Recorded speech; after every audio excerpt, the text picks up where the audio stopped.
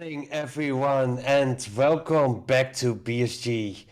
Um, yeah, we have a really interesting one for this morning. We have nixxo with Harry Potter and the Chamber of Secrets 95%. Oh, I'm sorry, I was messing up with my own ones. We have nixxo with Harry Potter and the Chamber of Secrets 100%. Good luck, nixxo.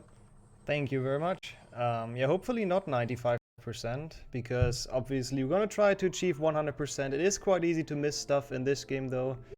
I'm today joined by Gerdi as my co-commentator. Harry Potter bodde på Private Drive nummer Yeah. 4. Hi guys, good morning as well from me. Yeah, it's quite early, but I guess we just gonna go ahead and head into the run. So let's start the time in 3, 2, 1, let's go. So this game, there isn't too much to know about it. It's based on Harry Potter, as you could have guessed.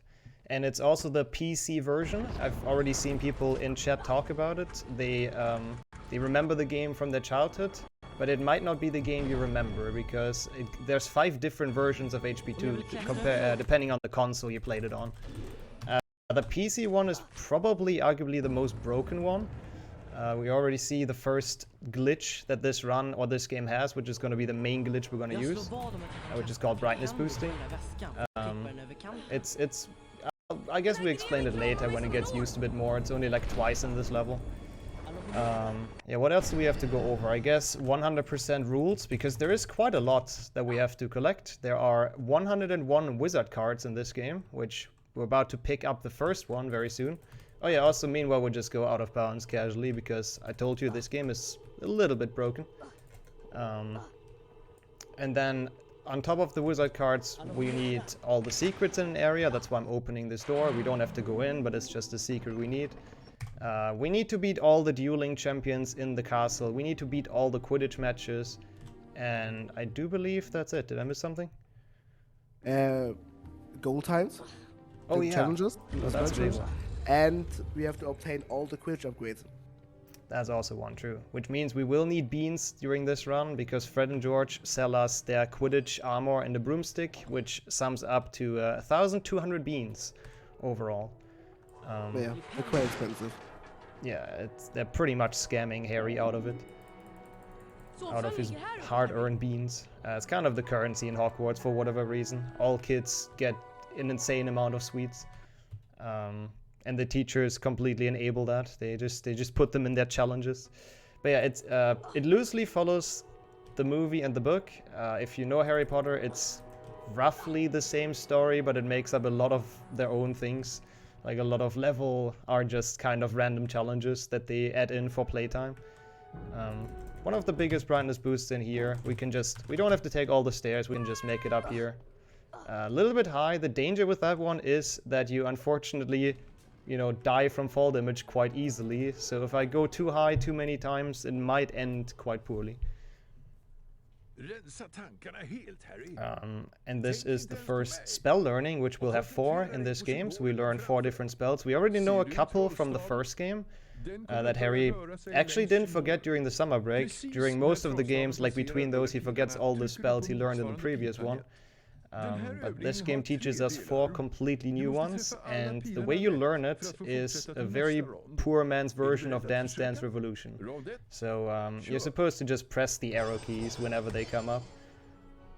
In the first game, it actually used to be like a thing you have to trace, like a paint kind of drawing that you have to trace. Oh, that's the wrong input. But it's fairly free in this game, to be fair. They made it like a lot more boring, especially for speedrunning, because you just sit here and just do nothing. Same arrow again. What a shame. In case people don't know this game, which I assume most of you don't, we actually don't want to do this, because it gives us house points. I think it's like 20 house points if you do all of the arrows, and they give us more time in the bonus room later. And obviously, as a speedrunner, if there's a bonus room, even in 100%, you want to get out as soon as possible. Isn't it like 30 house points that you get? 5, 10, 15? Yeah, math is hard, and you're correct. Don't know, my math didn't lead to 30, don't ask me why. I mean, it's quite early. Math is hard at this time. Math is hard at any time, let's be honest. Okay. Alright, so we enter the first spell challenge, which is based around Rick to Sempra, which is kind of your basic attack spell. And since Gary mentioned the goal times, feel free to explain how they work. Yeah, you can see this little, how do you call it? Yeah, I don't quite know the thing at the top. You can see the little timer, and there's like a goal time you have to beat. And eventually, if you're on this goal time, you're slow, and you have to do it again. Yeah, they track the high score at the top in the menu, and I assume it's times the developers put for like how fast they could beat the challenge. But they've done it any percent is the issue. They've just gotten the stars, which I haven't. Whoops. But those stars give you like 100 or 200 extra seconds to the timer. Let's see, actually. It is 200, okay. So essentially the game devs played this and set like some goal times for the challenges that you have to beat. And for us the challenge is we need to beat the goal time so we get all the stars. And we also need to get all the secrets, all the cards, like everything we need to collect on top of it. Which is usually not that bad for most challenges. But the very last one in this game, which is called Spongify, has actually quite a tight timer if you want to get everything. So we're probably not going to be able to make it in one go because that's RNG dependent. Another tech you see me use throughout this level, because there's a lot of creatures, like a lot of enemies to deal with, is called pause casting. Which essentially you can imagine Harry like a gun with one bullet, and then you have to reload. And going to the menu and quitting out of the menu kind of skips the reloading, and you can just like chain your spells and just rapid fire, and it saves quite a bit of time in pushing creatures into holes. I did not mean to fail that jump, but that's okay. Thanks to our trusty brightness boost, we can pretty much go up anywhere, and even if we fall down, as long as we don't die, it's kind of fine. So I guess we can also talk about how brightness boosting works. The issue is nobody really knows like super well, I think. I just know it does work. But I believe... I know kinda how it works. Okay. Yeah, I was like another basic explanation. It's basically every time that the engine of this game reflushes itself and Harry is in a climb animation, he gets a little bit of a boost. And before, it was just randomly that the engine reflushes. But if you change the brightness, you basically force the engine to reflush itself. So that's why we get this controlled boost. Ah, That's basically the explanation. I see. So changing the brightness reflushes it, and then the game is really bad at calculating its position, I guess. It's actually quite funny that it's not just like a this game exclusive glitch. HP1 has the same issue, so to speak, or the same glitch, because it's actually based on the engine, which is for this game good old Unreal Engine 1. And you can see the same kind of glitch in like a bunch of Unreal Engine games. Like for example, Brother Bear has it too, and there was something I don't remember. There's more games as well that run on Unreal Engine that have a brightness slider that have the exact same issue. Where you can just boost in the air after grabbing a ledge. That's the one thing that needs to be fulfilled though. You have to be grabbing a ledge, otherwise you're not gonna boost up. You can't just do it when you're standing on the ground. Alright, there we go. That's pretty much Rick December done. It's a fairly basic challenge. It's just the first one of the game to get you kind of in the mood. Just a lot of crabs, a lot of snails. You have to push into things. Nothing too spectacular. I didn't forget anything yet, so I'm proud of myself. We should be good on time to beat the goal time as well, which is in this level of 4,130. I have them all in my splits in case I forget, but we should be totally fine in beating that since we're gonna get our final star in here. Alongside our silver cards, which they're actually interesting collectibles. I've mentioned there's 101, and the different colors or different rarities, bronze, like 50 bronze, 40 silver, and 11 gold cards. And they actually have different uses as well, because every time you collect 10 bronze cards, you get some extra health.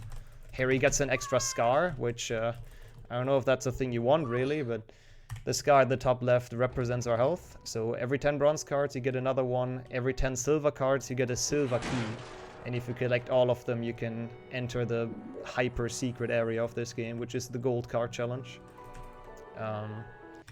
This is the first, I wouldn't say grinding session, because it's actually quite fun to collect those beans, but it's the bean bonus room. That's the reason we failed the arrow keys earlier. So we have a little bit less time in here. We still want some beans to buy the broomstick, but we don't need like all the beans in here, so we don't want to spend that much time. The time you spend is unfortunately also slightly RNG, so sometimes you just lose a couple of seconds here, like 10-20 seconds, if the RNG doesn't play in your favor. It is, however, a good time though if we have any donations already or anything like that.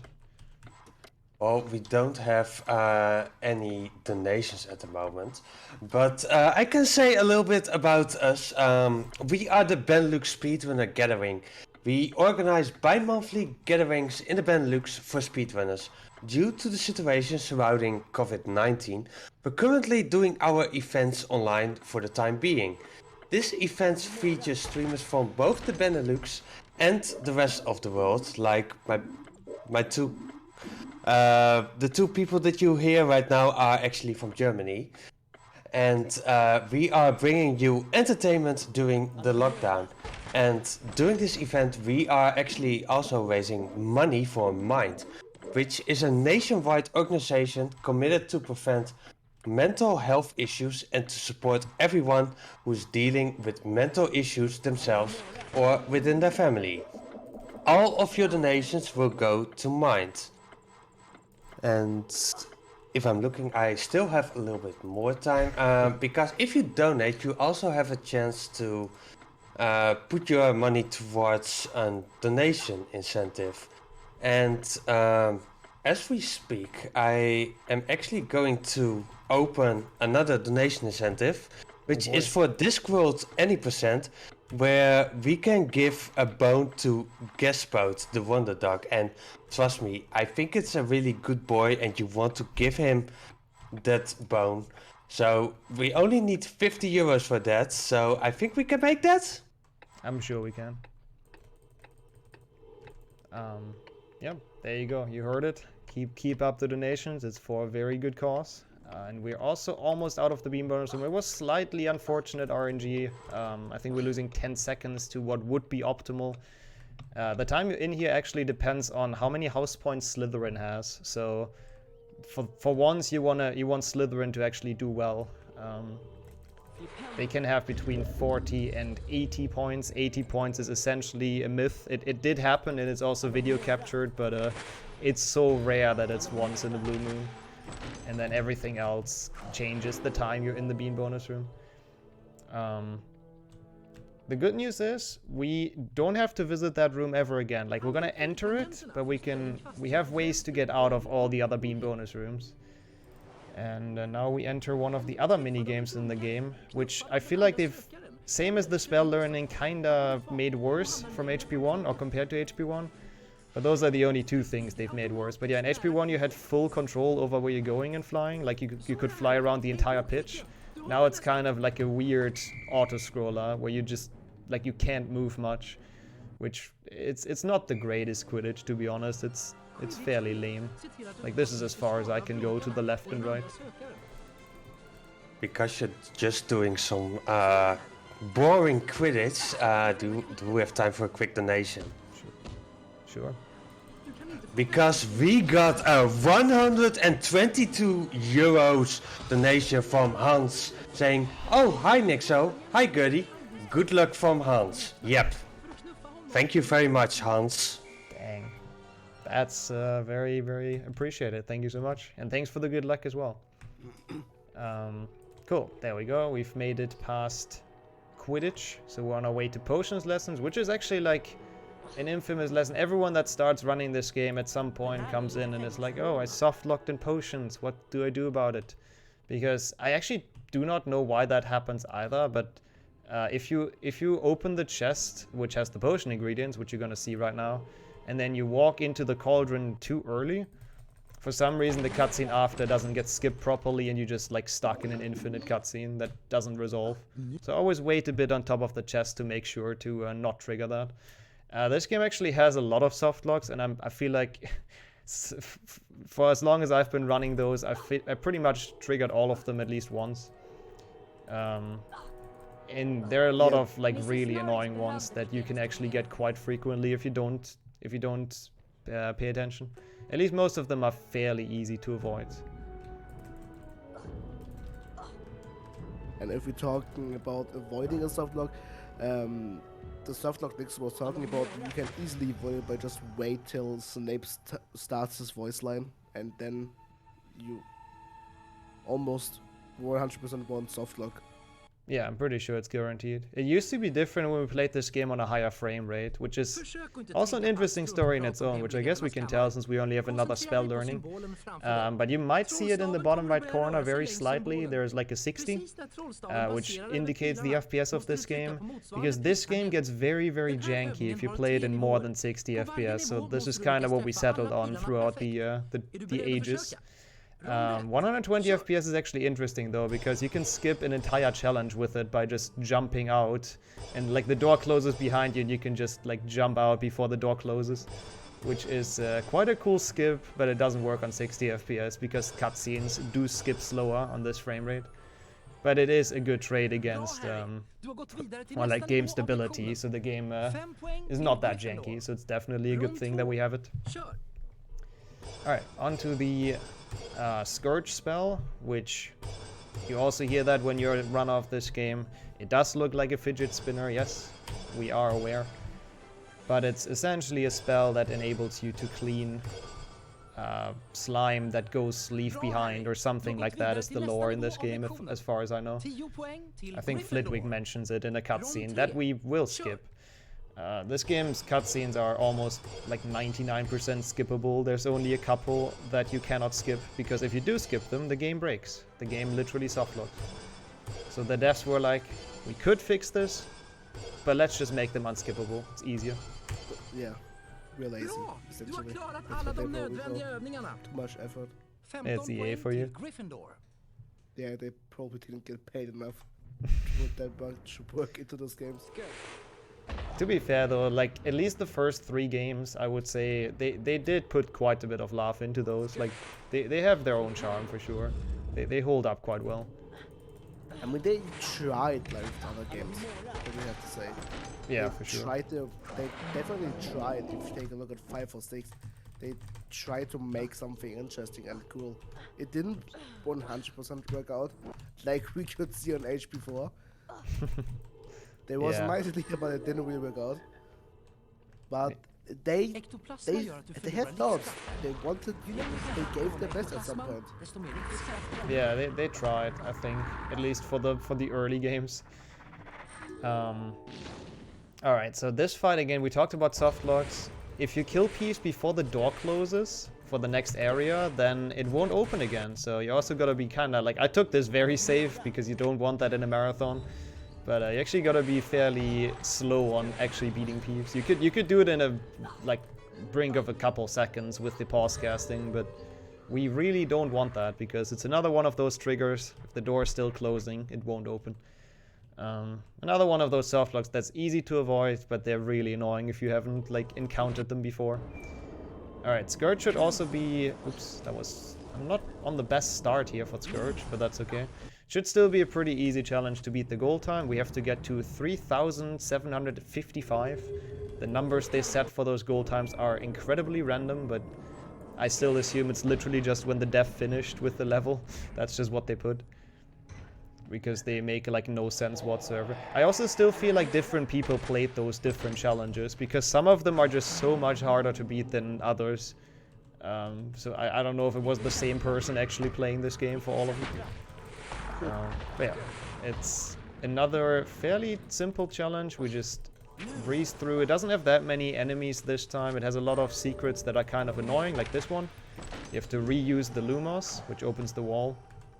Kind of opens 2 things, and those are always the worst to find. Where one mechanic opens 2. This save book, or the book you saw, does save the progress, by the way. It's the save book of the game, so if I die somewhere, which can still happen, it's handy to have. I usually don't get those, but it's like a second out of your way, and in marathon runs it's probably a good idea. Especially because, you know, again, talking about soft locks, there's also one at the end of the level that can happen in the last secret, and in case it does, at least we have some safety. I know nothing about that soft lock. Like genuinely, or is that irony? It's what happened during ESA 2018. Oh, I see. I didn't remember what exactly happened. I knew it was Scourge, but I see. That's what happened. So you can open the final secret and then enter it, and if you enter it like too quickly again, you can hit the trigger so it closes again, and you cannot open it. So you lock yourself out of the final star, which means you will not beat the goal time. And that's how you get 95%. So let's not do that. Also, the first interesting mechanic with wizard cards, I've mentioned it earlier. If you collect 10 of one color, silver or bronze, you get an animation, and Harry gets like, you know, Harry's all pumped, does his celebration, and you can actually skip that by triggering another cutscene at the same time. So you saw me push the block, and it fell down at the same time as I got the final, or the 10th card, the 10th bronze card, which means the animation didn't play. And you do see we got a second health bar in the top left, and we will need those for Hundo. Like, there's some pretty scary brightness boosts later. This is the infamous secret, by the way. We thankfully did not get the glitch and make it out of Scourge within the goal time. Which means we will now have to go into another bean bonus room, but we don't really need that many beans. We only need 1,200, and we should be fine from this point on. So what we do is, using one of the biggest glitches that kinda broke any percent, which is called a Quidditch warp. So if you press a very certain combination of buttons, you can glitch the menu and you can just teleport into Quidditch. Literally from anywhere. Like any level that you can think of, you can teleport out and play Quidditch. And in any percent, we skip a lot of levels like completely like that. We enter it, teleport into Quidditch, beat Quidditch or die in Quidditch because it's faster, and then we're done with the level. We don't have to play the rest. It doesn't work for quite all of them because it depends on where they set, like, you know, how they set the game to progress, like where the game state changes essentially, where in the level. If it changes if you enter or if you beat like a certain end boss or whatnot. I see Quidditch, so some time for some donations? Sure, if we have some. Because we got a €10 donation from Casper Ovi Wannabe saying, "No donations is no good. Here you go." Thank you very much, Casper. We also got a €5 donation from Anonymous without a comment, but still thank you very much. And we got an €85 donation from Poetics saying, ESA provides a fantastic platform to showcase some of the best speedrunners in the world and bring awareness to great causes to help millions around the globe. Congrats on reaching €1,000 this weekend, and congrats to the runners, host and tech team, which makes this event, like so many others, such a great success. Thank you very much, Poetics. Yeah, definitely shout outs to those donations and to BSG for hosting. That's really sick. POC 1,000. Cool. Also, we've made it to Bicorn, which is the first challenge that's not just a random challenge the teachers want us to do. If you know the Harry Potter 2 story, this is where we get the first ingredient for the Polyjuice potion, which is a potion they really want to brew in this year to spy on Malfoy. So we kind of break into Professor Snape's private storage room. I don't know why it looks like this. Like, if he has to go through this every day, then I feel bad for him. Snape definitely has a hidden shortcut somewhere that we don't know about it. Probably. It's like Hagrid in HP1. The path to his hut is also like insanely long and dangerous. Surely they do have a shortcut. To be honest, I think his shortcut is just basically his normal door, which is locked from the other side, which we don't have a key right now. That's actually a fair point, because that's where the level ends. It actually ends like right at the potions classroom. That's a very fair point. This actually used to be my favorite level as a kid. I don't know why. I guess I liked all the different colored slime. It's okay as a speedrun too. It starts with like a lot of rooms where you just have to push creatures around, which isn't too bad with pause casting. You can just skip this room completely because who needs this room? But then it also has another new glitch mechanic coming up very soon, which is quite interesting. We'll get to that when we get to it. First we have to push snails in and get some more wizard cards. It's also, I think, the level with the most wizard cards. I might be wrong though. It might be Richter Sempra, which we have already done in the beginning. But there's like a lot of secrets, a lot of cards, a lot to do. And then this beautiful maze, which is literally different in every category, so I hope I don't press the wrong buttons. But it has 3 absolutely useless secrets that we have to open and go in. As for the rules of the game, every area, I don't think we've explained the secrets, but essentially every area, every level, and the main overworld have a couple of secrets that are in the main menu, in the top right. This area has 7, others have more, others have less. And yeah, it's just things we need for 100%, even though they don't really have anything useful in them, so we just go in and go out.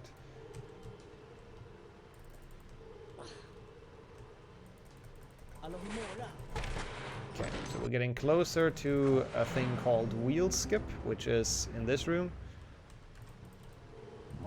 There we go. So you're supposed to cast at the scourge on the wall to make the platforms rotate. But we just do this and jump around through here. So the platforms, you know, they can stay where they are. We don't really care.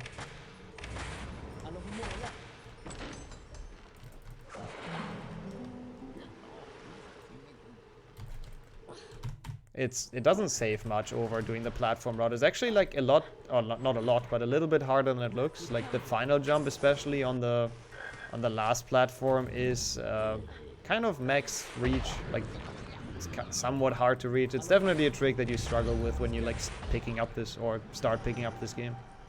Oh god, that was a really weird cycle.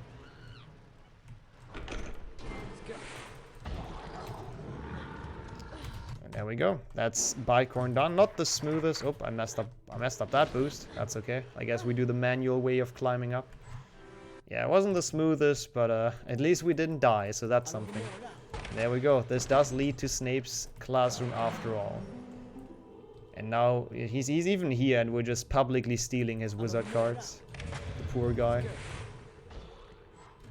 Harry likes to do that in general in like a lot of games. You just get wizard cards from random students' desks and stuff. Like this man has no regard for others' property. And this is probably the coolest way to get your 10th silver card.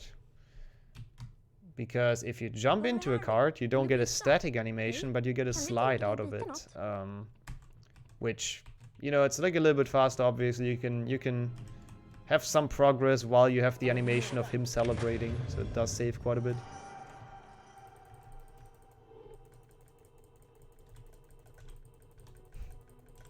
It's I don't actually know why it works either. Like that's the thing with most glitches and tricks in this game. Like I actually have no idea why they work. They just work. It's just jankiness that they coded in. Speaking of which, we have entered duels, which it's also a thing we have to do for 100%, beating all the duels. It starts with Malfoy, who's the easiest, and then we have 10 duelists, which also give us beans if we beat them, so it's kind of a nice multi-purpose. We farm beans and we have to beat them anyways. And there is one big glitch that makes it a lot easier than any of us ever had it in their childhoods when we did this, which is the Expelliarmus glitch. So if you select Expelliarmus, which is the shield spell, go to the menu and go out of the menu quickly, then you're literally invincible. The shield spell will permanently be active and they will have no chance of hitting you. And then it's just up to RNG how much they deflect. Those are actually pretty good. I had rounds before with like the final duelist where he actually deflected for like I think 30 seconds. So the AI is not terrible as the further you progress. Like they're actually fairly okay. Like what you're supposed to do is, I guess, do it manually, the Protego or Expelliarmus. But like this, it's just a lot easier. Don't have to worry about switching to the third spell. And I can just like spam Rick Decembra. Kind of another one of those a bit like grindy parts, but it's worth it in the end. We're gonna get our beans worth out of it. And we discover what Harry's favorite food is, because it's clearly X, as you can hear.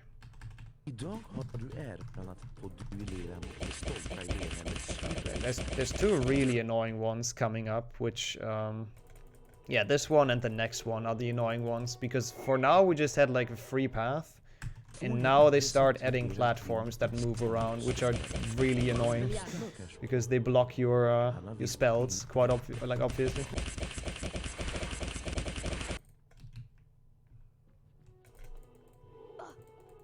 And this one has the same thing, the same kind of deal, and then we're almost done. It's just 3 more left after this. We should get closer with beans to like 1,100 or something like that. Then we know we're good on pace, like roughly. Yeah, the way they work is you give a wager away essentially. Like you pay 150 beans. If you win, you get your beans back, and you get 150 extra. So essentially, the 12-year-old is gambling on the outcome of his duels. Because it's Hogwarts, and they allow stuff like that. Yeah, let's see if this guy wants to play along.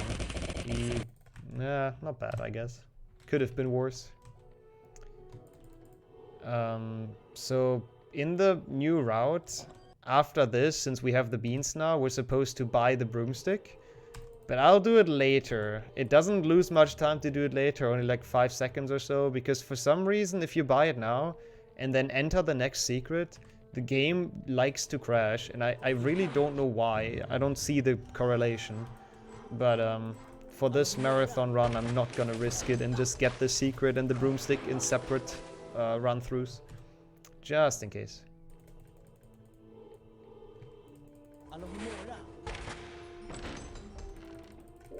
And since we have another spell learning, I guess we probably have some time for donations, if we have some real quick. Well, we actually got a donation because we got a €5 donation from Anonymous saying he's a nixxo man with a nixxo plan. Can he do it? Nixxo can. If it's a run that nixxo ran, I watched it. I'm a nixxo fan. No. Thank you very much. Thank you very much. That is a beautiful poem. The question is though, can we do it? So far we are on pace to not have a 99%, so that's good. Still haven't forgotten anything, as far as I'm aware. Yeah, we're entering the next spell challenge, which is Defindo, which I still think has the best translation in French, because they call it Crac Badaboom, which I think is incredibly beautiful. I might have mispronounced that slightly, but it's something along those lines. And you use it to cut through things, through webs, through plants. Yeah, I think that's the 2 uses, if I recall correct. Yeah, I'm pretty sure there's nothing else. So it's quite useful, and this spell is actually the reason why, or at least one of the reasons. This one and Scourge are the reasons why any percent is not just 10 minutes long.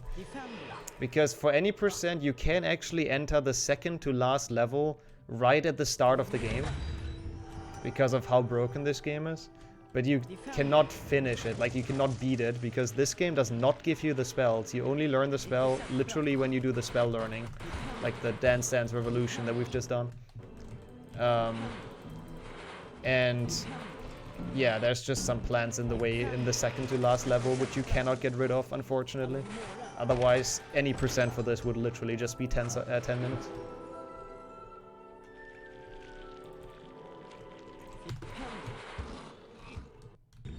It's a very nicely themed level.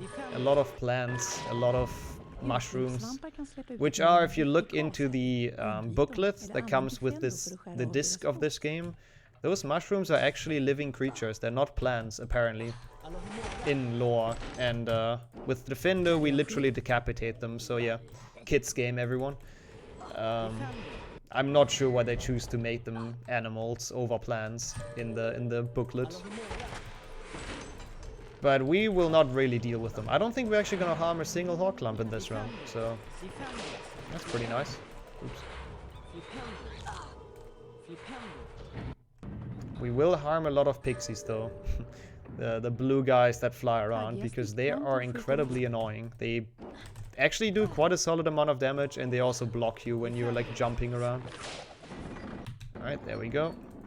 Waiting a bit to skip that cutscene so we save the fall damage.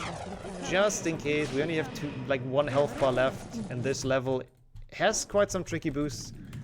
So I kind of want to keep all the health I can during this. Oh god, that was close. Almost not getting the star.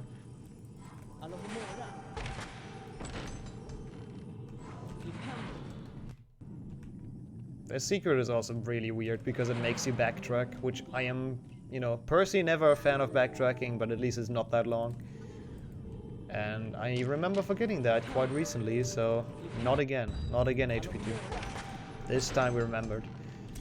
Also, the oddity with this challenge, it has 14 challenge stars, which again, they add 200 seconds to your timer.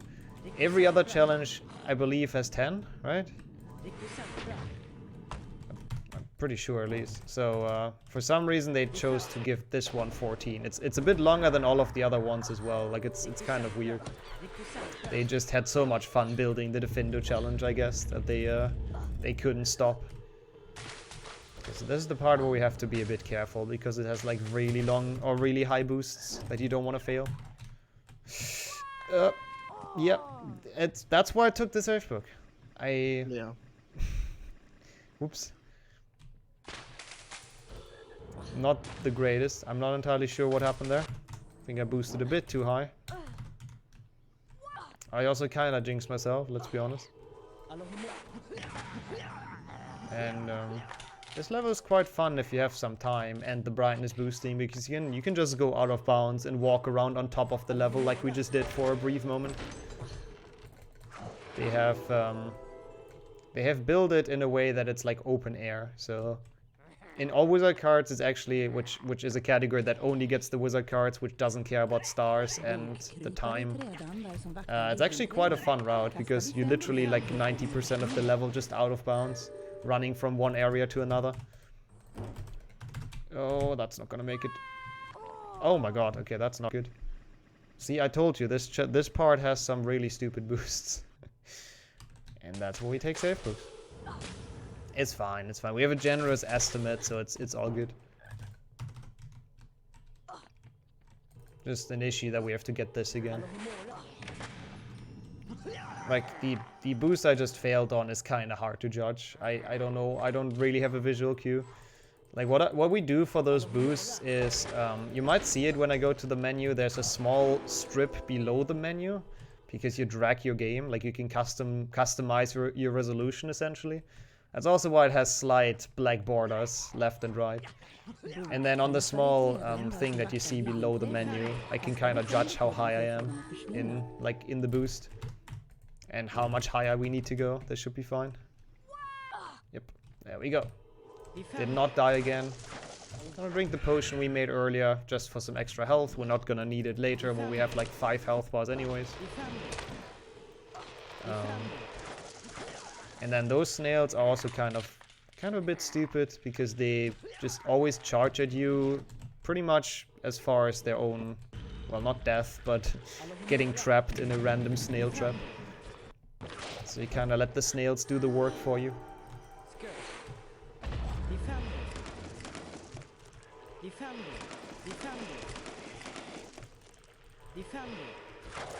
This area that I'm in right now, there was a Lumos which I didn't trigger. You might have seen it in, you know, the corner of your eyes. Because it actually doesn't do anything. It's another nice fun fact about this game. Usually the Lumos statues open like secret areas, but that one is literally useless. I remember playing this game for a long time after my childhood again, and I was searching for any secret for at least like 20 minutes in that area, and there just wasn't anything. So I felt a bit betrayed by the game developers when I found out it's literally useless. Some people say it's just to give you light down there, but I don't know. It seems a bit weird. Because it also lights up your wand like a tiny bit if you cast Lumos. And yeah, we're making it to almost the end of the challenge. There's just a couple more snails to deal with. Like this guy, for example. Which is particularly annoying because he spawns so far away from where he has to go. And there's one more secret, which is also very annoying because, again, the snail spawns so far away from where the snail has to go. From the actual platform.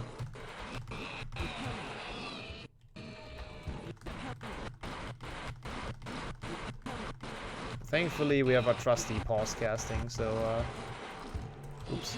Oh, what the heck. So it's not that bad. If you want to do this in glitchless, you're actually pushing the snail for like half a minute. Not that much, I think, but yeah. You're actually pushing it for quite a while. Goal time for this, by the way, 3,927, so we're more than good here again in beating it.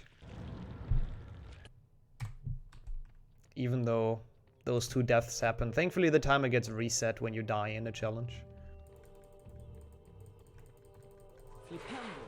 So I'm gonna go ahead and buy the broomstick now. Because now we should be crash free when we buy it. We will need it for the Quidditch games that are coming up later.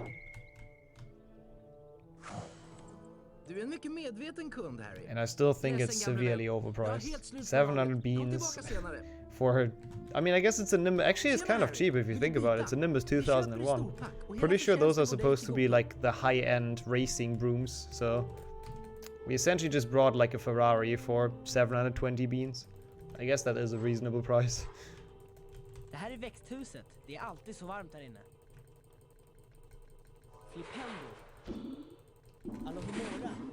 some more beans. We need 500 now to buy the armor as well, and then we're set.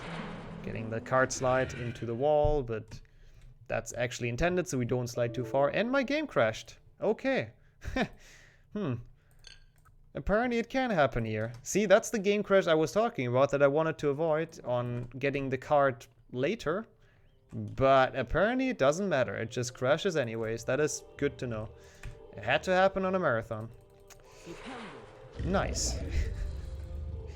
Well, let's hope it doesn't happen again. Yeah,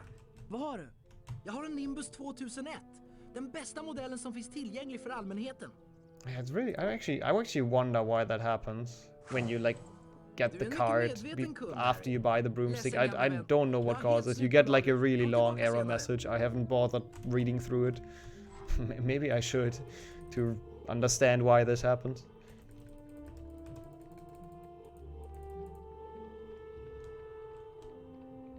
Might as well get those beans. I don't think I got them last playthrough, so...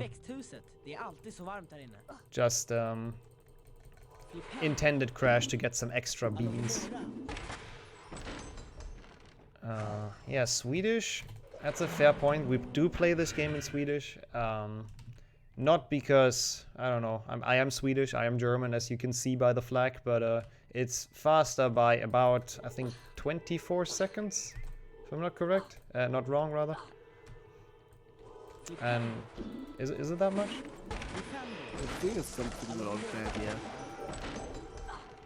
It's mostly just in like cutscenes and spell learning, where you just save just a bit of extra time and doesn't hurt changing the language.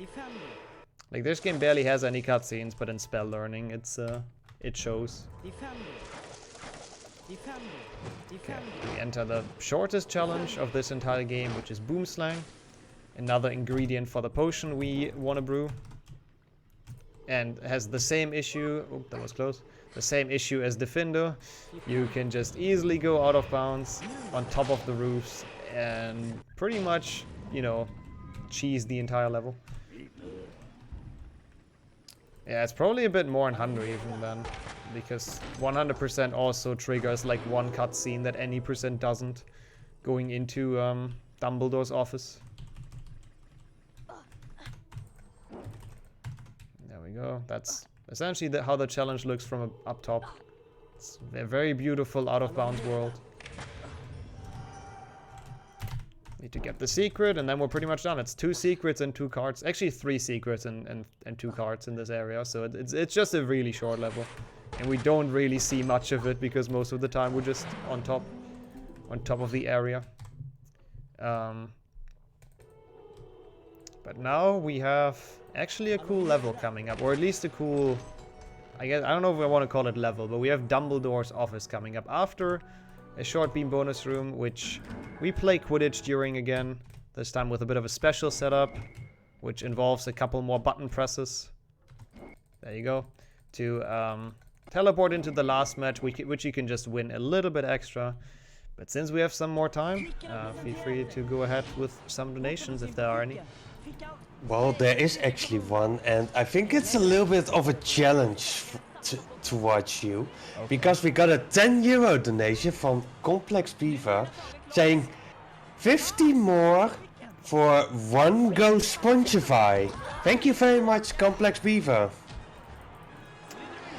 I was wondering what happens after that, because 50 is a lot, but yeah.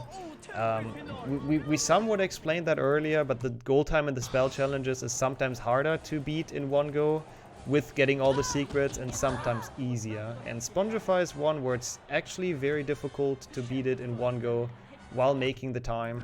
I'll try it though. Oops, that's not what I want to do. So yeah, let's see if we can get those $50. It's really, really tight. I don't know how much time you have to lose or you have to spare, but I think you can only make like 6 seconds worth of mistakes in the entire level. Which in this game, that is not a lot. Or maybe it's 8. It's something like that. So it's on a very close timer. So we'll see. We'll see how we do. But So anyways. basically from this time, €50 more for a 1 Go Spongify, right? Yep, that's how I understand it. So you hear it, chat? We need to be at least €1,065 to have a 1 Go Spongify. Okay, we enter, yeah, the Dumbledore's office, which we also fully skip in any %, but it does have wizard cards. And you can do a funny thing with this staircase.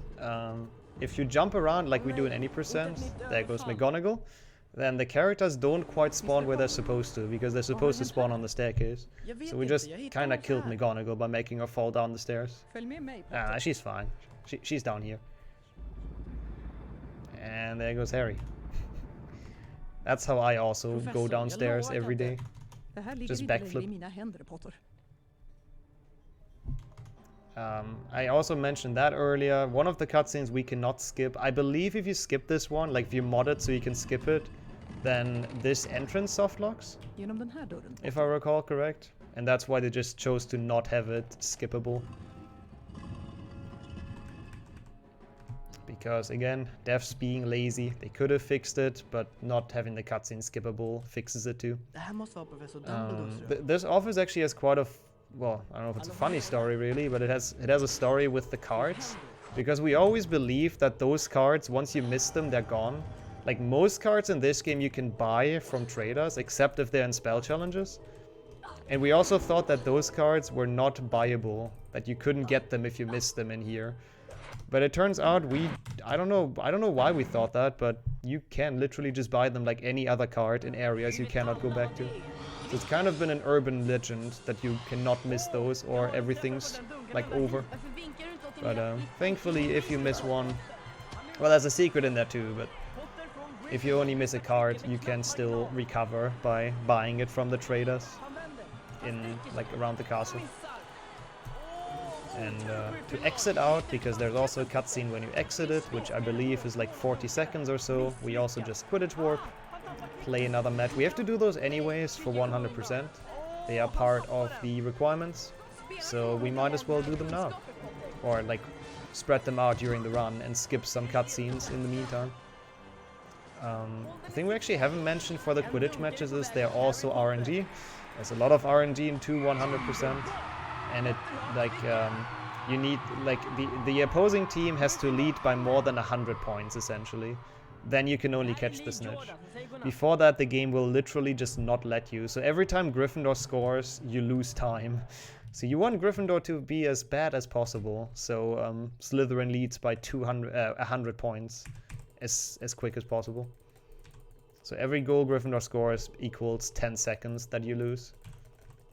But thankfully they are really bad and they can literally only score up to 2 goals. So you cannot lose more than 20, which is something at least.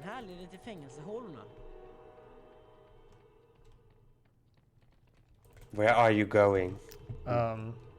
Yeah, that's a very good point. I was wondering too, like, isn't there like a cutscene skip here? But I am just skipping a bit ahead, so thanks for the reminder. That part does happen later. I'm gonna use that at 7 AM as my excuse.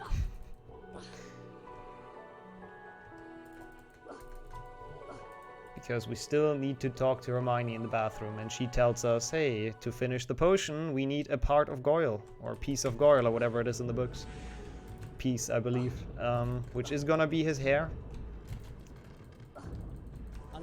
And for some reason, Goyle has a secret, I don't know, hideout or whatnot in the dungeons that leads to like a super wide open air level. Like it's kind of weird. You enter in the dungeons and you get to an area that's just like a garden essentially. But I guess that's where Goyle hangs out. There we go. Now we're down here. There was something missing. That the chicken legs were missing. Not sure why he loses them. For a guy who seems to love food that much, I don't know why he loses those chicken legs everywhere.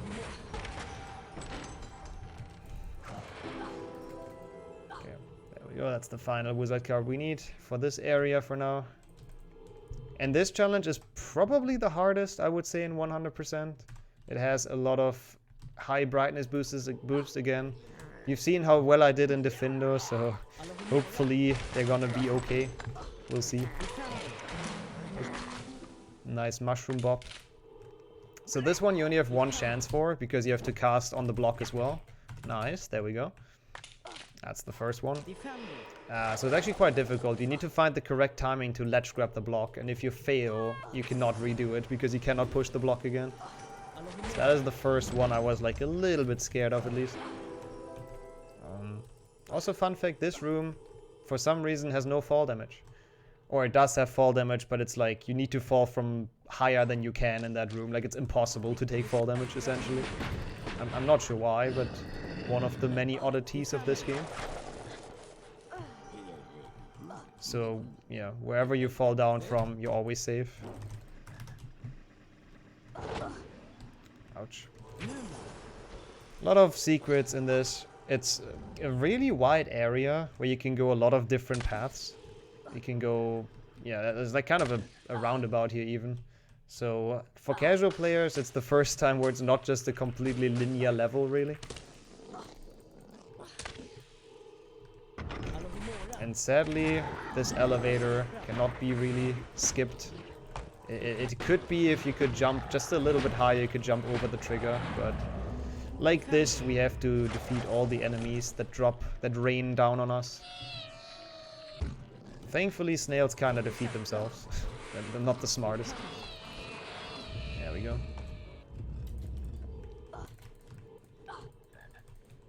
Let's see how this next area goes, because it involves a technique I actually haven't talked about yet, which is called wall walk. I think I maybe mentioned it, but I don't know. I don't think we did. You're supposed to drop down here to the fire crab. It's like a trap. If you do it correct at the correct angle, you can just kind of walk in midair, because Harry is a wizard after all. So there it shows. And we use that later to even like greater effect, hopefully, if I get it. It's like probably the hardest wall walk in the entire game at the end of the level. So let's hope I can show it off. It's quite a cool trick. Again, I'm not entirely sure how it works, but I believe that that's where the collision of the wall is kind of messed up. Like where 2 walls collide or something when they build the level. And then you can like stand on the extra collision.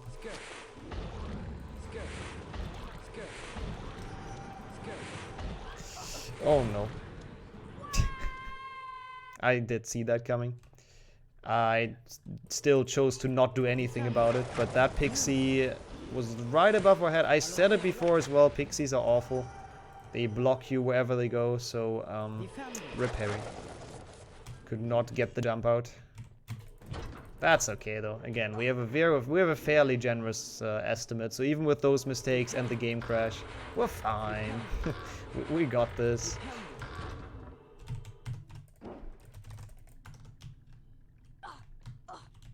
Okay, there we go. Getting this again. Another boost you can soft lock on, by the way. You can land like in this small gap you see up there, and you can not get out. So if you don't brightness boost high enough, I actually used to do that a lot when I started with this run. You just get stuck between two like collisions essentially. Let's do a peeps for the fans. There we go. There he is. He's really useless in this game. He just throws random stuff at you. But I don't know. In Swedish he doesn't even have a voice line, which is kind of a shame. In English he actually taunts you and laughs about you and stuff, which is obviously way cooler. Yeah, let's see. Moment of truth, if we're gonna get this wall walk or not. It's fairly precise, so hopefully I don't think that's it. Yep, nope.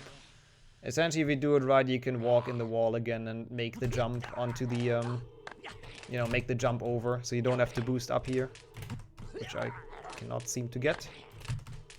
Jumping early. There we go. Nope. Didn't register my brightness boosting. There we go. Now we got it. Or not. Maybe I should just go the normal way. This does not want to be kind to me right now. There we go. That is just the easier way of getting up here. The other one, like that ledge grab, you always get. The small one where I did it on, you actually have to time. And it can be quite silly, because the game doesn't let you grab there automatically. Okay, this should be our 10th silver card if we haven't done something wrong. So I'm preparing for another slide. And while we're sliding, we're grabbing the ledge here. And because we're grabbing the ledge, we can still do the brightness boosting glitch. So we skip that animation essentially completely as well by Bruce boosting during Harry's celebration. And there we go, that's Goyle. We're gonna get his hair from a very specific spot. There you go, Harry. Goyle's hair acquired. Perfect. That was not a smooth Goyle. I have to admit, that was pretty dang awful.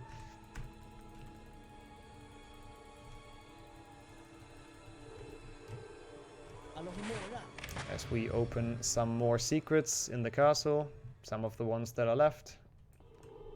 I think this area, I believe, has 10 secrets. And most of them are actually empty. So sometimes you miss them in Hando. It's just sometimes hard to remember they even exist because they're so pointless. And then we get to the best part of this game, I would almost say. Because we finally brewed the potion. We are now Goyle, who has the most amazing voice acting and also the most amazing like music. But first we play Quidditch, so as always would be a good time for donations if we have any. Well, actually we have one. Because we got a €9 donation from Hans saying, let's get us to 1,024 euros. Park! And with that we get actually to 1,024 euros. So thank you very much, Hans. That is a big park indeed. It's a very specific number. I wonder what the significance is. But yep, thank you very much. That is very generous, going to a great cause. Also, I want to mention that our Quidditch RNG has actually been like fairly solid. Gryffindor, I don't actually know if Gryffindor scored a single goal yet, which is best case. It's actually more RNG than people would like assume, because they can score up to 2 goals every match, and it's 6 matches, and every goal is 10 seconds. So you can lose 2 minutes if you get really unlucky. I don't think that has ever happened really. That would be really unlucky. But you can lose quite a bit depending on how the RNG goes. So it's actually quite a frustrating mini game in, you know, actual runs if you go for non-marathon runs. And you were asking about the number of 1,024. It's actually, we've met the same amount of money as we did doing BSG Online too. So we've met one of our milestones. Oh, that's why. I see. That's pretty puck. Oh, it is also the 24th of October, isn't it? Yeah, it is. That's actually like so many meanings of the number. That's pretty awesome. But yeah, you can already tell Goyle is not the smartest by the way he pronounces spells. It's probably almost everyone's favorite section of the game. His moans are also something else when he climbs something. Like, whoever voice acted Goyle probably had quite a fun day when they did it. Probably quite a lot of fun with those voice lines. This is a pretty short level, my nightmare level in my childhood, because it ends in you getting chased by a bunch of Slytherins out of the common room. So I hated that as a kid. Even though they literally do not run faster than you, they have the same running speed. So there isn't really any need to be worried. But it's still not nice being chased.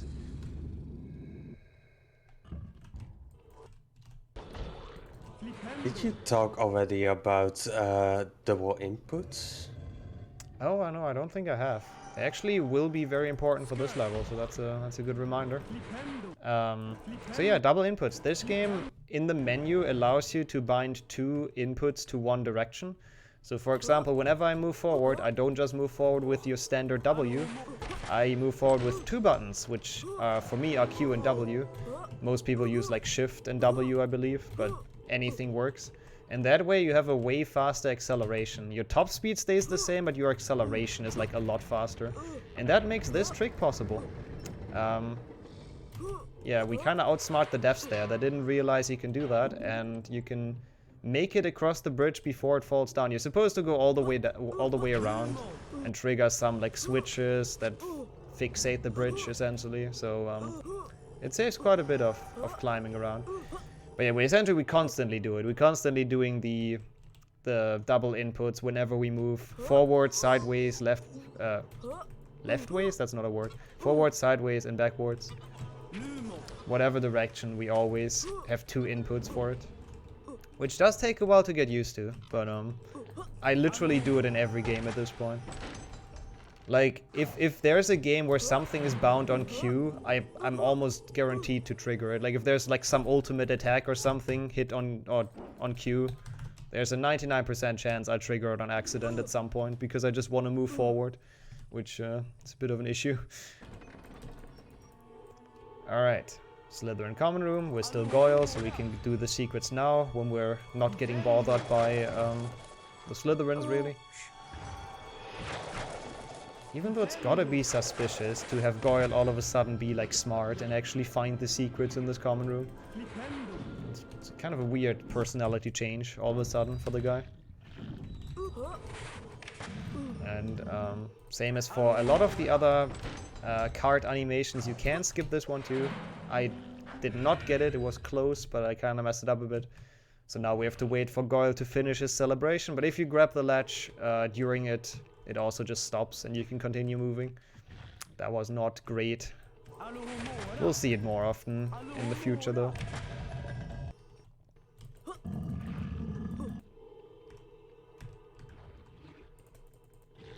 And there sadly goes the part where we play as Goyle. Actually not quite. There's one secret which is all the way up in the boys' dormitory.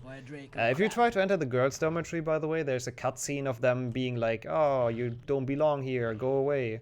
But for some reason, they've put the trigger in like such a bad spot that you can just walk around that cutscene. But there is no secrets hidden up there, unfortunately. I'm still kind of sad the secret we just triggered is not a card, because it's actually kind of hard to find, in my opinion. They really could have hidden a card in that one. But oh well.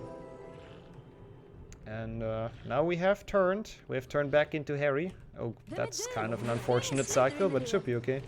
So everyone that sees us will now chase us. Again, nightmare of my childhood.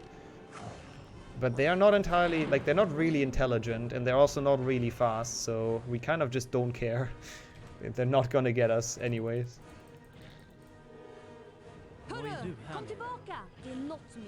Like, yeah, as you can tell, they're not catching up. They might even be slower, to be honest, I'm not entirely sure. But at least they're not faster, that much I know.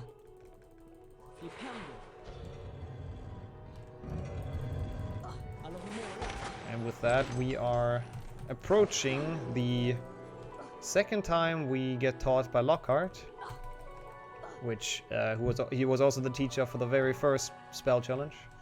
And this time he teaches us Spongify, which is a spell to make carpets bouncy, essentially. So you can jump on them and fly up in the air. Sounds very useful for your everyday life, of course.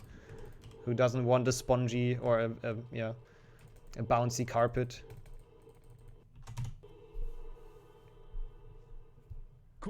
And it's also, I believe, the spell learning that takes the longest, so we do have some time if we have donations or what, something like that. Well, we don't have any donations, so I don't think you have to do Quantify in one go. At least you're not forced to. I think you meant like if I get it, there's another $50, right? I think that was the idea. I'm not. Oh, that's sure. Maybe the idea. Yeah. Well, go for it then. We also want to thank ESA for supporting the event and for allowing us to stream on their channel. For information about their upcoming events and any changes due to COVID-19 outbreak, be sure to check out esamarathon.com. And actually, ESA is not only hosting BSG, there are many other events across Europe which are hosted on the ESA channel.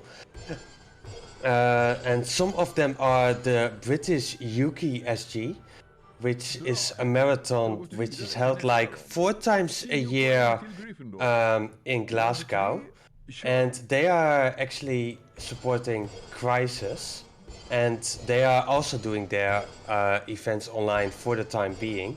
And we also have Hackathon and many more. So there are a lot of marathons that you could join if you're not able to travel to the Netherlands. Absolutely. That was actually perfect timing. Now we have entered Spongify, which again is a challenge with a tight timer. 2,750 is what we want to have, or what we need to have at the end on the timer. So let's see how we do. Those gnomes were already in decent spots. You're kind of, it depends on the gnome RNG really. But we'll still go for the one go, even if the gnome RNG isn't like great. We'll see if it works out. There's actually a really important cycle with the Lumos here. Which we should get, because Lumos unlock secrets usually. Oh, that might be the oh my god, we got it actually, I think. I'm not sure if that counted, but if that gnome is in, that is actually perfect for the one go. We might have gotten really lucky on that and already like pushed a gnome in that we take care of later when we go back to that secret. I'm not entirely sure if that counted though. I mean, he might have been like too deep into the hole already. But yeah, the Lumos we took over, or like carried over from the first room, unlocks this secret, which usually you have to beat those 3 imps, which it's really slow. You have to knock them out, you have to pick them up, throw them in their hole. It's awful. So it's really important to carry the Lumos over. And yeah, this challenge was probably one of my most hated as a child, because the imps scared me. I literally had my father to finish this because I was too scared of the imps. In my defense, they are very fast, they chase you, and they do a lot of damage, so all things I didn't like. And this is probably also the challenge with the most creative secrets. They got like their main level designer to go completely wild on this one. For example, the one behind the portrait you can just jump through, and then there's a lot of good ones later on as well. And this one is fairly obvious, but still. Did not get the block, that's fine. Can go back up again. It's like slightly faster to like snipe the block and push it down already, but not by much. And then here, usually if you don't go for one go, you oh, that did count. That's so good. You don't care about this secret yet, you do it later. But let's try to go for it. Let's see if we can get it. So that's the secret that you usually skip in a normal like playthrough of the run if you don't go for like the one go. Like, we got literally best possible RNG, so if we don't get it now, then, well, I don't know. I wouldn't say I suck, because it's still pretty pretty hard, but it's definitely the best possible setup for us with that no. And the good thing is, you can go for it without having the risk to, like, fail it. Because if you're too low on time, you can always just, like, skip 2 secrets in the end. And not care about those. Also, yeah, this owl unlocks a secret. It's the one and only time you can cast at the owl, and I do not know why. It's a really mean secret. Same as this one. You have to, like, stay below the elevator essentially for a secret. I told you, Spongify, they just went ham with their level design. It's usually a safe bet for, like, anyone that plays this for the first time blind. You can tell them, hey, I give you like $5 if you find all secrets in Spongify. There's a really high chance you're gonna keep your money. They're just really hard to find. Oh, that's not a good ledge grab. That's fine, I think. Okay, I think we might. Oh, I'll go for it. We have like 30 seconds until the end. We need 2 more secrets. This is gonna be very tight. Again, it's one go. But maybe? I don't know actually if this is gonna be enough. I think it might be. I'm good. Oh, I didn't hit that. That's not good.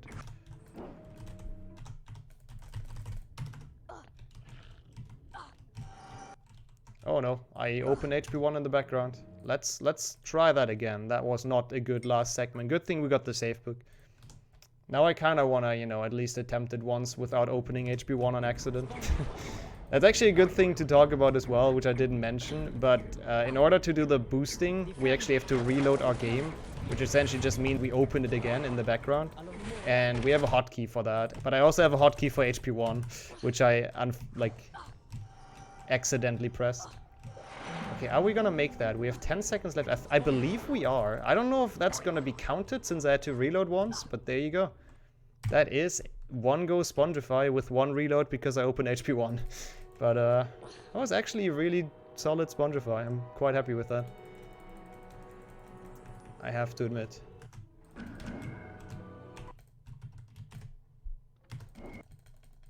And 1 more Quidditch. Doing the same trick again to get to the final match because you can just beat it quicker. Just some menu, I don't know, menu abuse, I guess.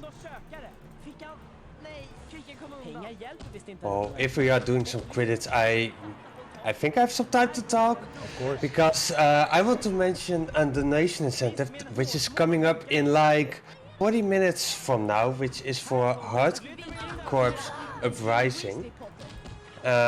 Where you can actually choose the kimono color, and at the moment pink is in the lead by 10 euros, but you also have the choice to choose between some other colors like teal, red, orange, green, blue or black. And all the other colors are still at €0, so you only need €11 to have a different color than pink. So please donate to that. Yep, definitely.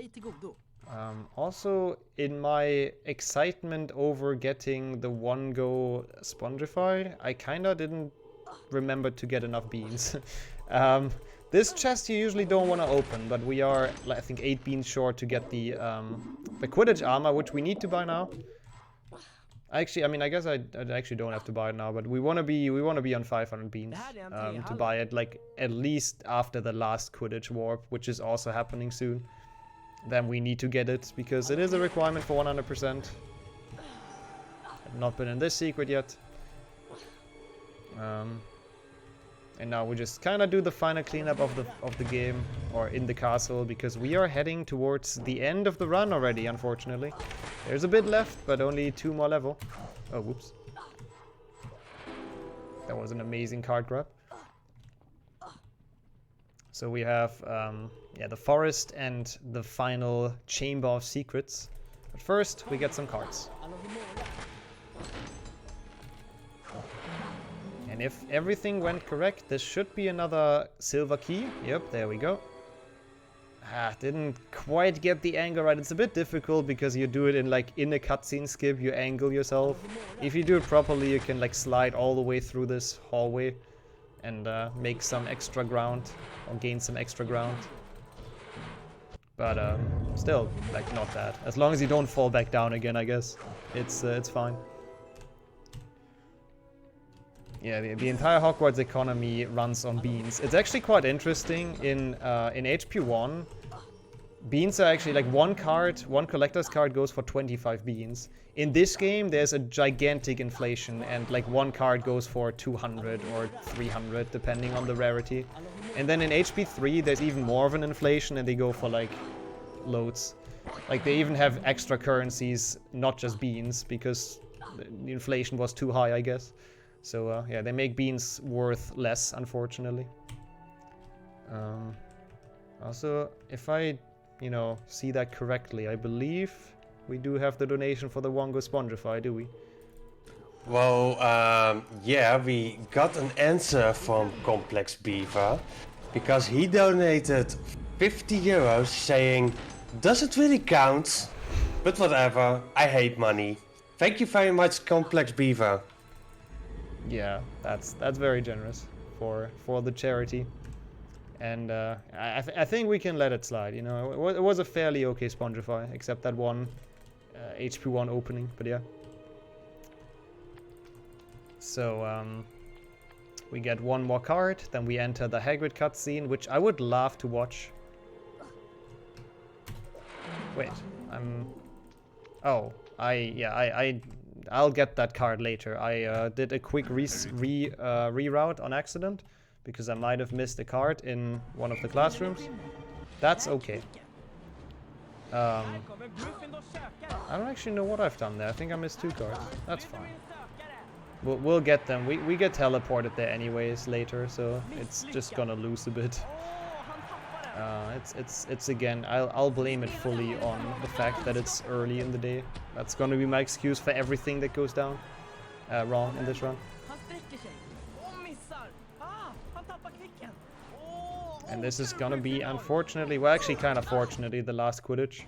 Last time we have to see Malfoy's face. Also kind of great. Every other, like, crest in the bottom has a house on it. Except Slytherin, they have Malfoy's face. So we're technically playing the Malfoy house right now. But I guess he kind of pays for the Quidditch team anyway, so it's pretty accurate, to be fair. He pays for their brooms and whatnot. There we go. Final Quidditch concludes. We're finally free of the boring auto-scroller. We should also have 500 beans.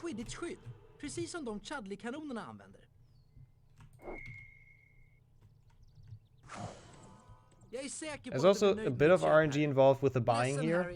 It's really minor though compared to all the other RNG in this run. But he can throw the armor and the broomstick, or they can throw it into different directions, which is just fully random. So sometimes you're lucky and it actually goes into the direction you want to go in, so you don't have to do a small detour. Okay, now oh yeah, of course, this is now the celebration one. It's the 10th or the 40th wizard card in this case, which means we only need 10 more, which is pretty much on pace. With the final one being in Chamber. It's actually interesting, they've only hit 1 card in the entire Chamber of Secrets. I'm not entirely sure why. I guess they ran out of cards to place or something.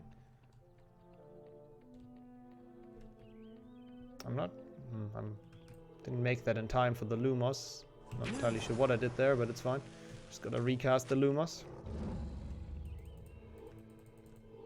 For this other secret over here, which I think never found as a kid. I don't even know why, but it's just so far away from the Lumos that I've never really checked this.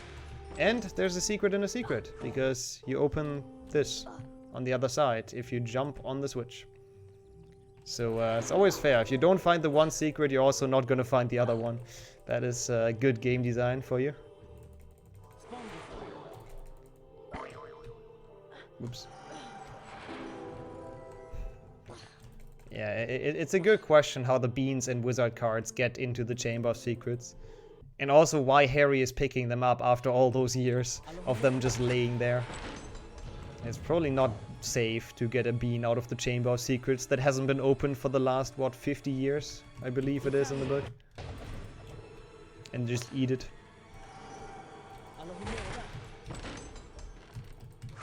Yeah, I don't... Yeah, we're gonna have to make up the card I missed later. It's gonna be fine. It's just a bit awkward. Kind of a slight misroute. I was focusing on the donation, I guess. That's totally on me. But everything else, at least, we didn't forget much, which is good.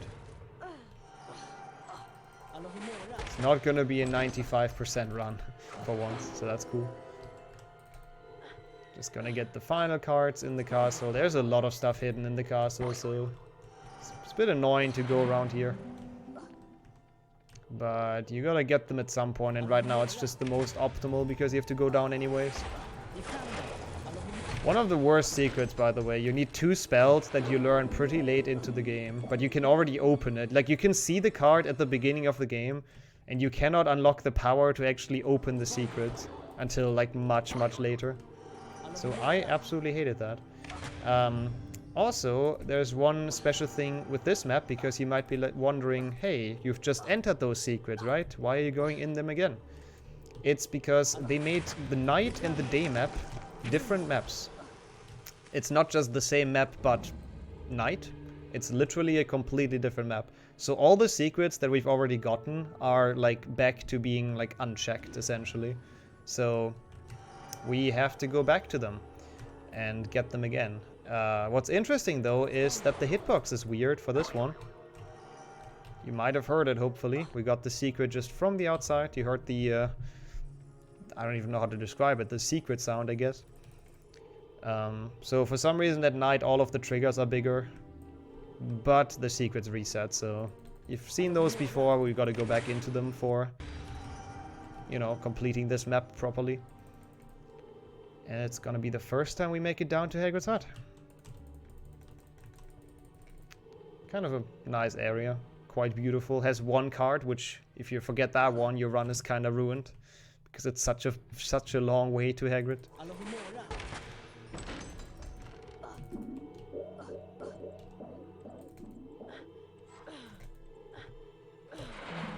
And that's the one. Oops. Okay, second to last level starts. I mentioned it before earlier. You can enter this level literally at the beginning of the game. We do have a category which is called New Game Plus, which the only thing we do is we cheat access to all the spells in the beginning. And in that category, it's literally 10 minutes. So you can enter this level super early because the game's broken, but you cannot beat it because you don't have the spells. So if anyone wants to mess around with this game and wants to find a way to unlock the spells outside of spell learning, like outside of the official way, then be my guest. Who knows? Maybe at some point the any percent for this will only be 10 minutes, who knows? Or 7, I think it is. Small skip here. This bridge is supposed to collapse if you walk across. But you can just jump to the bushes on the side. Also, who needs health anyways, right? Overrated. Especially if you have 5 health bars. And then here, we're actually not gonna take fall damage. Haven't talked about that either, but if you grab a ledge out of a Spongify, the next time you get fall damage, you won't get it. So you're essentially immune to fall damage. Because you're not supposed to die when you're using Spongify. That's probably the idea. It's just kind of broken, so if you grab a ledge after Spongifying, it carries over and you store it. Okay, I don't believe this is my last silver card. I think I missed... Oh, it is. Okay, never mind. So I got that secret, but I didn't get the card in Defense Against the Dark Arts. That's interesting. But it was the 4th key, which means we have 40 out of 40 wizard cards, and we do unlock, or did unlock, the secret gold card challenge. Which we will play in, you know, soon TM. After we're out of this forest.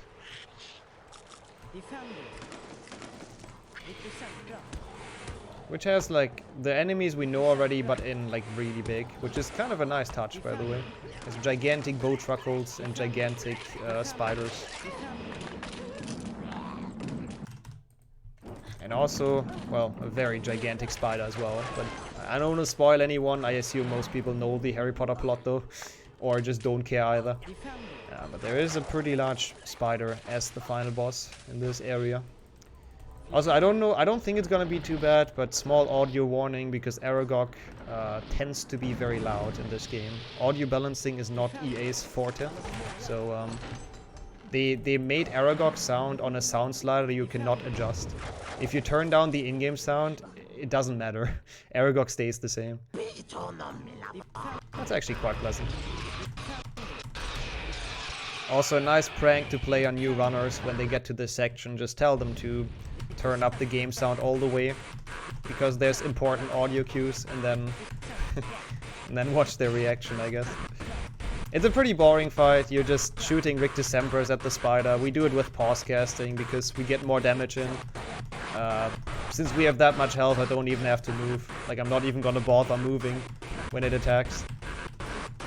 It's not really spectacular. The final fight of the game, which is the Basilisk, the giant snake, is actually a bit more interesting. But there you go. That was my Aragog dubstep remix. Hope you enjoyed. And that's the forest done.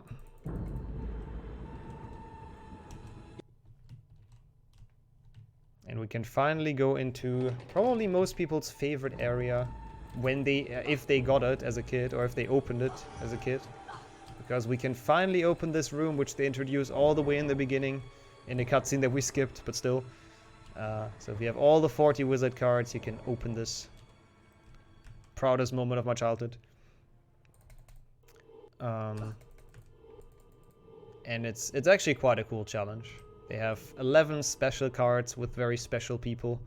Amongst them, like one of the darkest wizards of all time for some reason. Like, hey, you did really awful things. Have a gold card. And a chess champion as well. Like, it's a really weird mix. It's like Dumbledore and the Hogwarts founders and like Harry Potter and stuff, which makes sense. And then there's people like the chess champion and the dark wizard. Like, I don't know. I'm not entirely sure what the logic is with who's a gold card and who isn't. But hey. And then people like Merlin are bronze cards. Just deal with it, I guess. Is what EA thought. Yeah, it's quite a nice challenge. It's on a timer, as you can see, but it's literally the slowest timer in any game in existence, I feel like. I have never in my life seen anyone time out on this. Speedrunner, casual playthrough, even me as a kid, it never happened. I am not convinced it's possible. Like, to be that bad that it times out.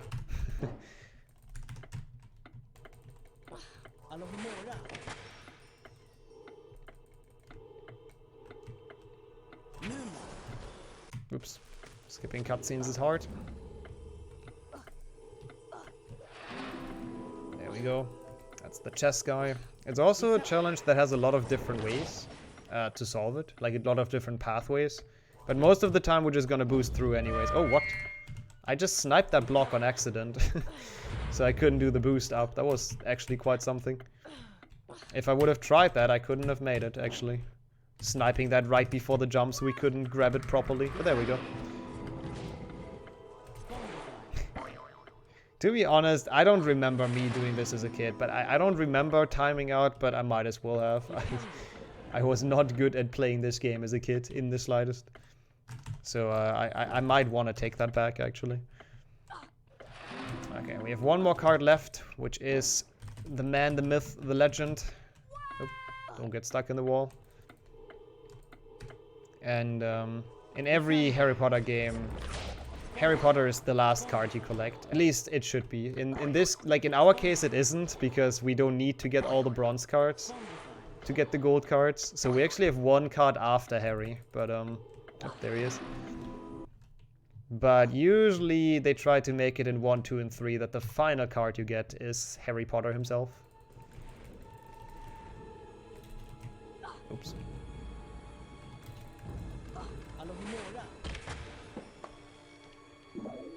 We're about to head into the final area of the game, which is a fairly rough one, I would say. At least casually, it's a fairly rough one. It has some cool boosts as well, some interesting brightness boosts, and then oh yep, I have to get the card actually. That's a fair point. See, I we was don't about usually. to mention, was it make more sense to get the card right now? It absolutely does. I just forget I didn't get it yet. Now I forgot it twice, I guess. There we go. Yeah, usually we get that early on the run, so this is not the best way to get it, but might as well do it now. Hey, at least we get a little bit of nixxo route in doing this marathon, right? Yep. Wouldn't be a run by me if I would actually do the correct route.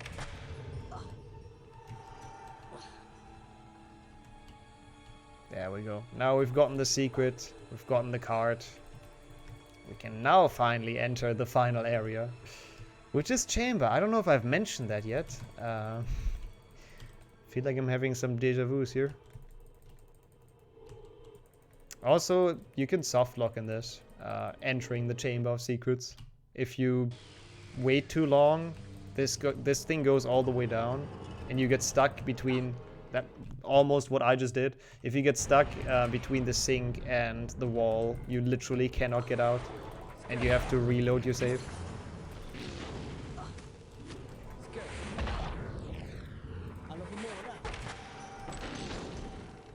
We talked about soft locks a lot, so I thought. Oops. Oh, what? Thank you for telling me. I didn't even know I have a mute hotkey enabled, but thank you. Sorry. Yeah, about the soft lock, I have experienced with that. Yeah, tell us your experience with this, about that experience, Gertie. Yeah, we were doing the first jumpless run ever together. It was a race, and I was ahead by roughly half an hour, I think it was. And yes, I soft locked there. I was like, okay, let me just reload the game, but on accident I pressed new game instead of load game. So I fucked up, and yeah. And so sorry. And you threw away the first ever jumpless record, unfortunately. Which is actually an interesting category, which Gertie also himself was pretty much one of the founding fathers of that. I think that's fair to say. I just was bored and thought, hey, can you beat this game jumpless? And apparently some people put some dumb effort into this category. Pretty much. You know, some of the dumb people that put effort into it sit here as well. I wonder who that could be. Yeah. But yeah, it's actually possible to beat this game without ever jumping once. It's that broken. Brightness boosting is just that good, essentially. Yeah. It involves waiting for like a gnome to go into the correct direction though, which means it's awful to go for a good time. It's just so RNG what the gnome does, but it's a fun challenge run for sure.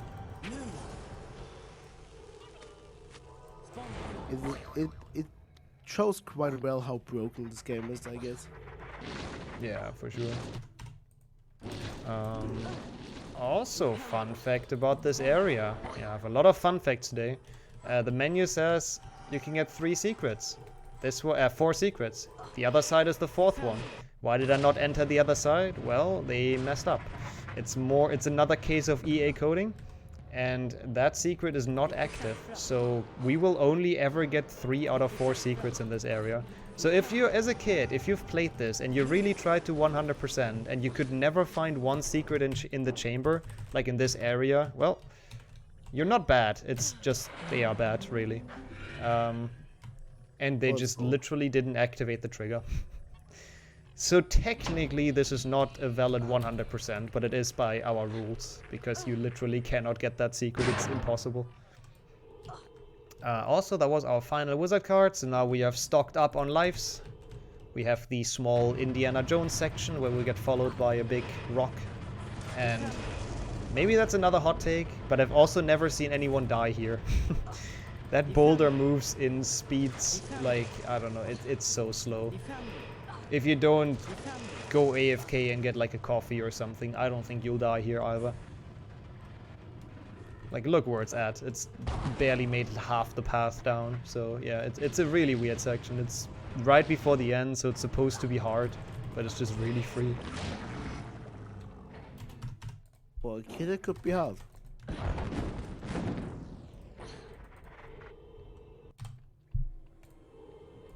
There we go.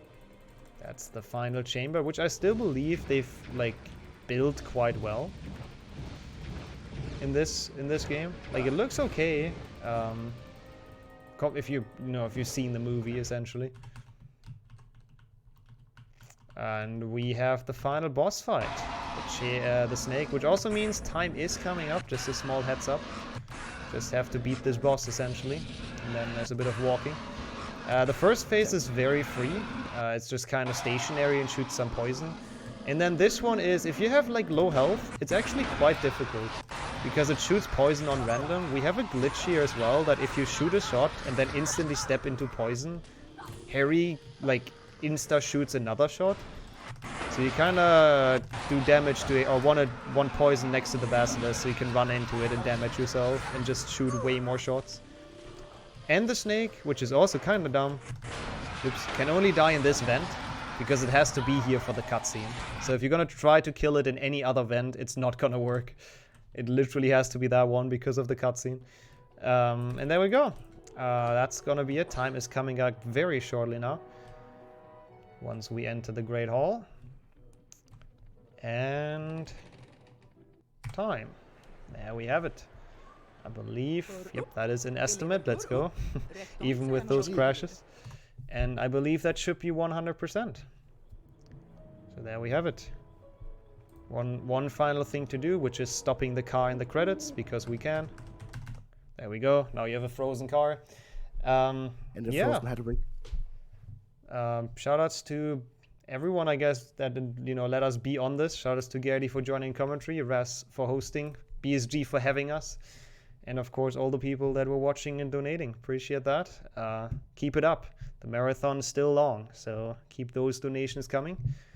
And I hope you enjoyed. I guess that's it for me.